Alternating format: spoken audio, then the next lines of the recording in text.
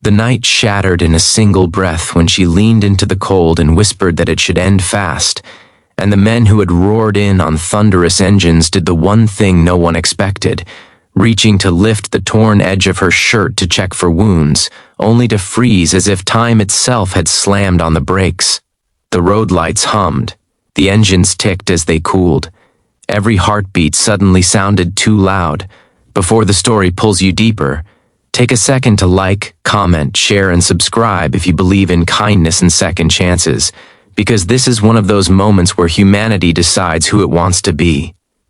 The highway curled like a dark ribbon through the outskirts of a forgotten industrial town, a place where warehouses stood hollow-eyed and the wind carried the smell of rust and rain.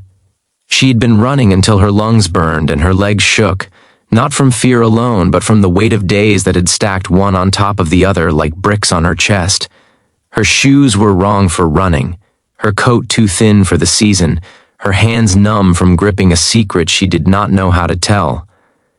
When the bikes arrived, headlights carving the night into sharp slices, she had already made peace with the idea that pain could be brief if you asked it to be. She had learned that lesson early, learned how to make herself small, how to hurry endings before hope had time to rise and betray her. They were not the monsters she had imagined when the sound first swelled behind her. They were men and women wrapped in leather patched with miles, faces weathered by sun and rain, eyes alert but not cruel. They circled the space like sentinels, engines dying one by one, the sudden quiet ringing louder than any threat. They had come because they had seen her stumble from the shoulder, because someone had raised a hand and pointed, because a rule they lived by was simple and stubborn: no one gets left on the road. She had whispered her request without looking up, her voice thin as frost, and the leader had nodded to check her for injuries. It was a practical motion, careful, meant to help. Then the fabric lifted and everything stopped. What the lights revealed was not a wound that bled red.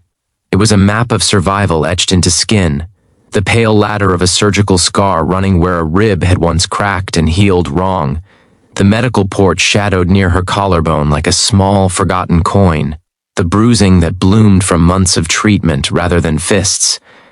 It was the kind of truth that made strong people forget how to breathe. The bikers did not recoil, they did not reach further, they froze because suddenly the night demanded reverence. In that suspended second, she understood that being seen could be more frightening than being chased. Her name was Mara, and she had been a daughter, a student, a patient, and lately, a ghost. The disease had arrived quietly 2 years earlier, a tiredness she blamed on late nights and cheap coffee, a pain she waved away until it stopped asking politely. By the time it had a name, it also had a plan, and the plan did not include mercy. She learned a new language of scans and schedules, learned how hope could be rationed and how bills could become as terrifying as prognoses. She lost her job first, then her apartment, then the friends who did not know how to sit with uncertainty. She lost her hair in clumps that clogged the drain and her sense of time in waiting rooms that smelled like disinfectant and fear.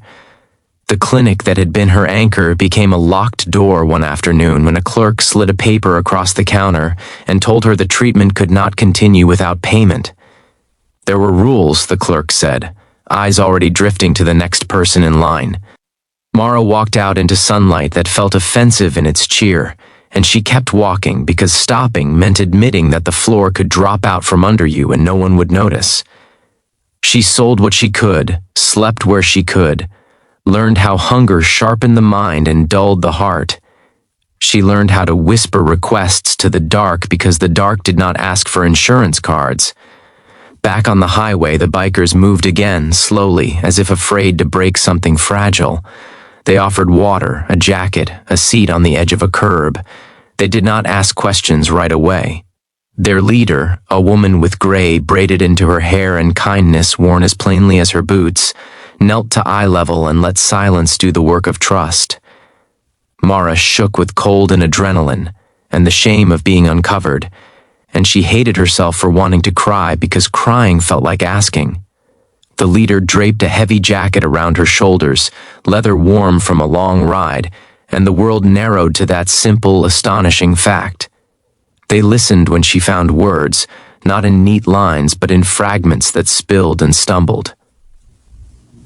She told them about the clinic, the bills, the nights, the way the disease made her feel like a tenant in her own body with a lease about to expire. She told them about the whisper she had practiced because it made endings sound tidy. The bikers listened like people who had seen roads end abruptly and kept riding anyway. They did not promise miracles. They promised to stay. The change began with a phone call made from a cracked screen held in gloved hands, then another, and another. Names passed between them like talismans, old favors owed, cousins of cousins, a nurse who rode with them once, a doctor who believed that medicine was a calling before it was a business. They took turns standing watch as the night deepened, their presence a circle that did not close in but held space. Someone bought soup from an all-night place and waited until it cooled. Someone else found clean bandages. They were practical, relentless in small kindnesses, the kind that stack up and become a ladder out of a hole. By dawn, the sky softened from black to blue, and a plan had shape. It was not perfect. It was human.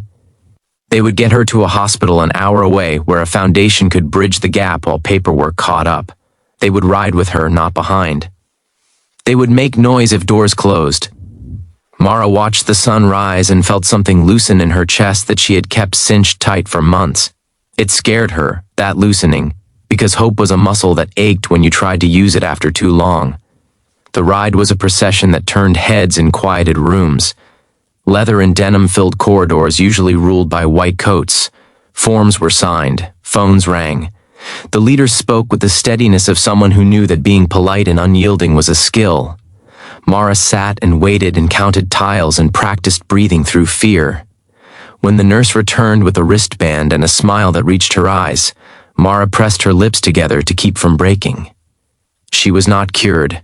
She was claimed by the living again.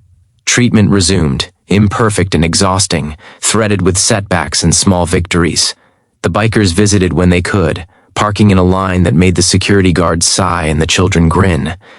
They brought stories of the road, of storms outrun and sunrises chased, of losses carried and friends remembered. They never let her thank them in a way that made the help feel heavy. They said it was what you do when you see someone on the shoulder.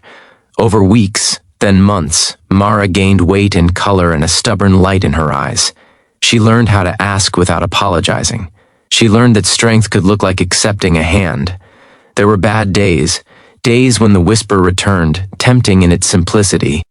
On those days, Mara pictured the moment the lights had caught her scars and the world had paused, not in judgment but in recognition. She remembered the jacket's weight and the circle that had formed without being told. She remembered that endings could be interrupted. Near the end of this journey, if this story has touched your heart even a little, please like, comment, share, and subscribe, because these stories travel farther when they are carried together. And before the final seconds fade, leave a comment with the word hope so others scrolling by know what waits for them here. The last image is not a finish line but a road continuing, the bikes rolling out after a visit, engines a low promise, Mara watching from a bench with a scarf tied bright against the breeze. She is not cured in the way stories like to be neat. She is alive in the way that matters, connected, seen, held by a community she did not know she was allowed to have. Somewhere a whisper dissolves, replaced by a breath taken slow and full, and the silence that follows is not an ending at all but the quiet after thunder, when the air feels new and the road stretches open, waiting.